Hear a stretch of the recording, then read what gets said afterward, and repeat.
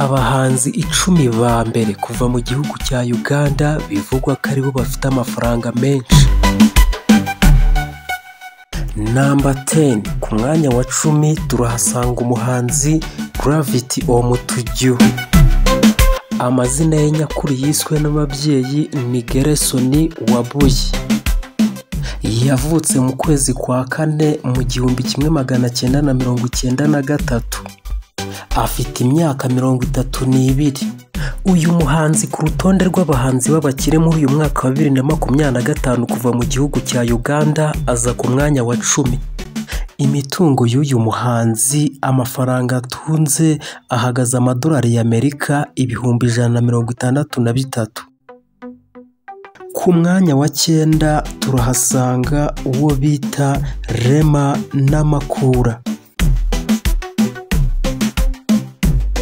Amazina ye nyakuri yiswe n'ababyeyi ni Rehema Namakula. Yavutse mu kwezi kwa kane mu 1991. Kuri ubu yujuje imyaka 34. Uyu Rema azwiho kuba yarahoze ari umugore w'umuhanzi Eddy Kenzo, gusa iby'urukundo rwabo ntibyaje kubahira. Rema Namakula yahisemo kurekana n'umuhanzi Eddy Kenzo yishakira undi mugabo.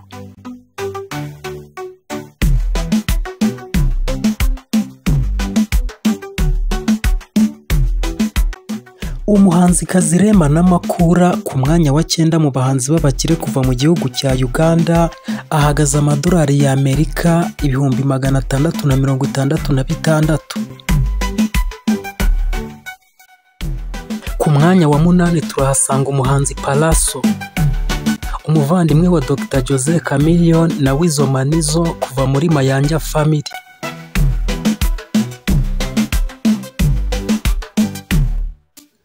Umuhanzi Pallaso amazina ye nyakuri yiswe n'ababyeyi ni Pius Mayanja. Yavutse mu 1987 mu kwezi kwa 9. Kuri ubu afite imyaka 38. Umuhanzi Pallaso muri uyu mwaka wa 2025 mu bahanzi 10 ba mbere bakize mu gihugu cya Uganda ku mwanya wa 8 ahagaze amadolari y'Amerika 700,000.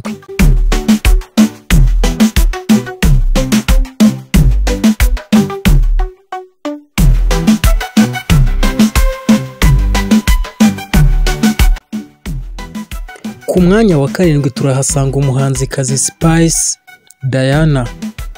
Uyu mukobwa azwiho kugira ijwi ryiza cyane.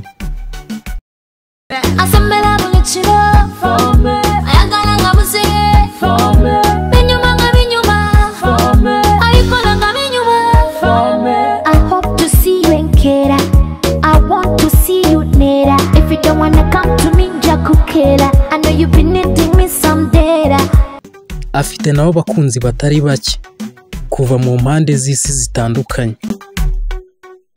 Amazina ye nyakuri yiswe n'ababyeyi ataraya gihanzi ni Namukwaya Ajara Spice. Yavutse mu 1996 mu kwezi kwa 10. Kuri ubu afite imyaka 29. Umuhanzikazi Spice Diana nawe ari ku rutonde rw'abahanzi 10 ba mbere bo muri Uganda umuziki wahiriye bakawukuramo amafaranga atari make. Spice Diana imitungo afite muri uyu mwaka wa 2025 ibarirwa asaga 900,000 by'amadolari y'Amerika. Ku mwanya wa 6 turahasanga umuhanzikazi Queen Sheba. Sexy was him general. Omuganda yagala federal.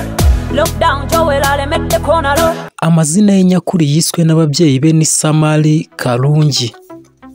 Yavutse mu mwaka w'1989 mu kwezi kwa 11. Afite imyaka 36. Ni umwe mu bahanzikazi bo muri Uganda bazwiho kwirekura cyane mu ndirimbo kubyina. Sheba ni umwe mu bahanzikazi bo muri Uganda batinze mu muziki ndetse bafite izina rinini cyane.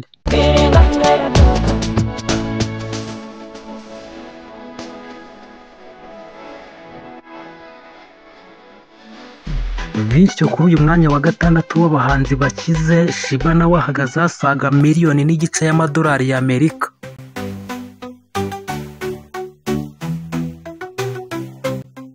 Ku mwanya wa gatanu turahasanga umuhanzikazi Juliana Kanyomozi. Amazina ye nyakuri yiswe n'ababyeyi n'ubundi ni Juliana Kanyomozi. Avuka mu mwaka w'1980 mu kwezi kwa 11. Kuri ubu afite imyaka 45. Juliana ni umuhanzikazi utagisohora indirimbo cyane ugereranyije no mu gihe cye cya mbere. Akiza mu muziki ukuntu yasohoraga indirimbo za buri kanya. Benshi batekereza ko hari umuziki yawuretse. Ntabwo yawuretse, ahubwo abahugiye mu zindi bizinesi ze zidafite aho zihuriye n'umuziki, ariko kandi zimwinjiriza agatubutse. Wakwibaza ngo muri uru rutonde rw'abahanzi 10 ba mbere bakize ku gihe amaze mu muziki ahagaze gute? Uyu muhanzi Juliana Kanyomozi imitungo ye afite atunze ihagaze asaga 1,900,000 mu madolari y'Amerika.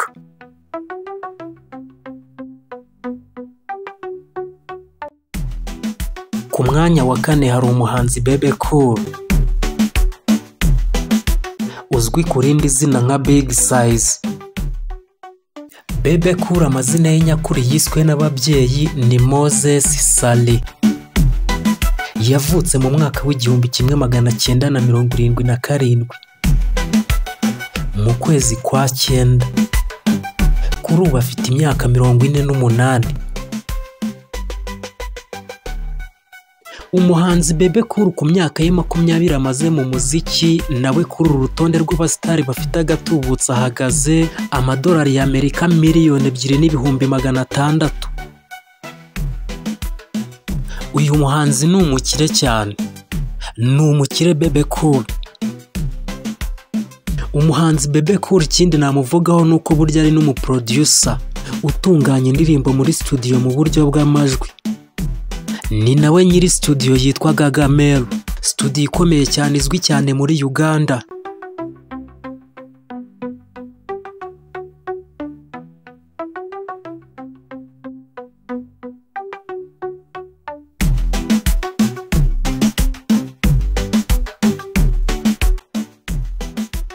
Ku mwanya wa 3 turahasanga umuhanzi Eddy Kenzo.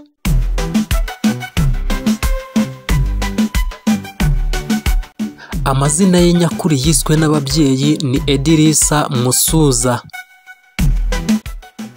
Eddy Kenzo yavutse mu mwaka w'1989 mu kwezi kwa 12, akaba afite imyaka 36. Eddy Kenzo ari mu bahanzi muri Uganda bafite ibendera ry'umuziki waho.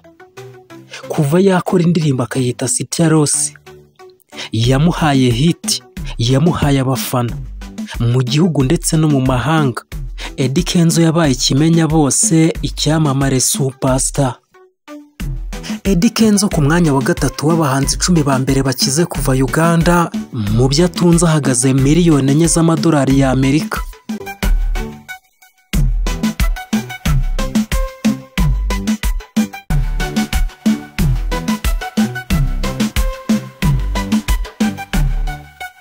Ku mwanya wa 2 turahasanga umuhanzi Dr. Jose Chameleone. Amazina ye nyakuri yiswe n'ababyeyi ni Joseph Mayanja. Yavutse mu mwaka w'1979. Afite imyaka 46.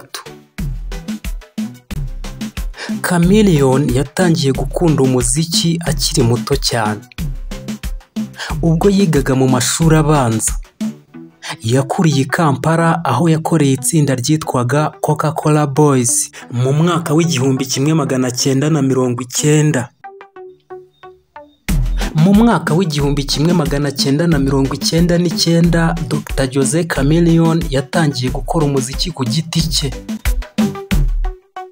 Atangiriye ku ndirimbo ye ya mbere yitwa Bageya yakoreye muri Kenya mu itsinda rya Rise of Girls Band.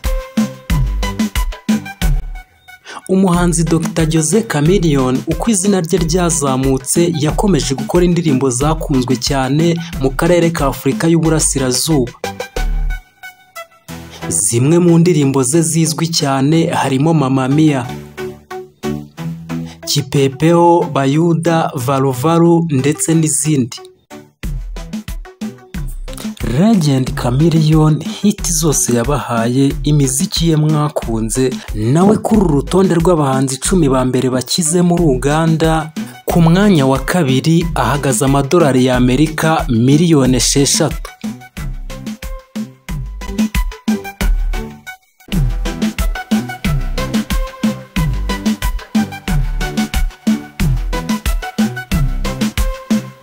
Reka tunyarukire ku mwanya wa mbere.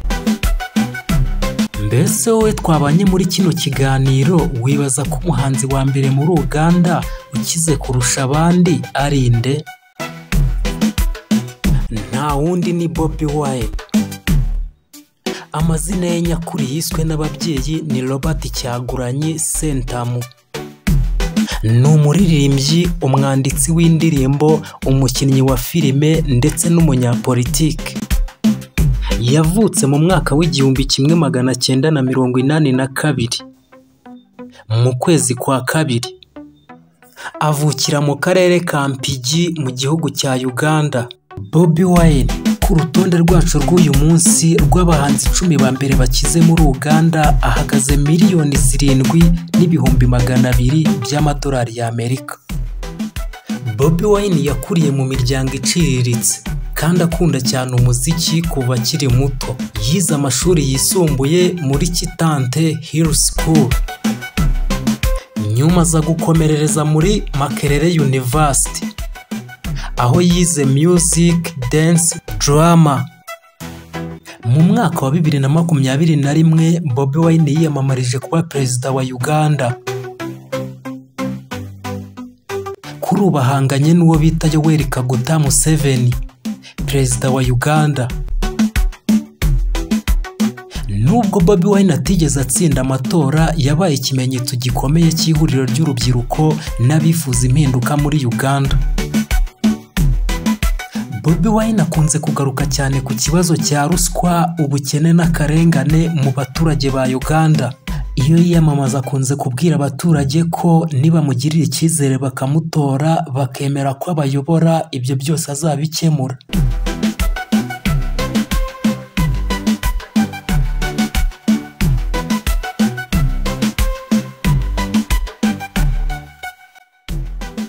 Mwakoze cyane mwe mwese twabanye muri kino kiganiro. Amahoro y'Imana bane namwe. Ntimugende mudakoze subscribe kuri Sky Samrat Films.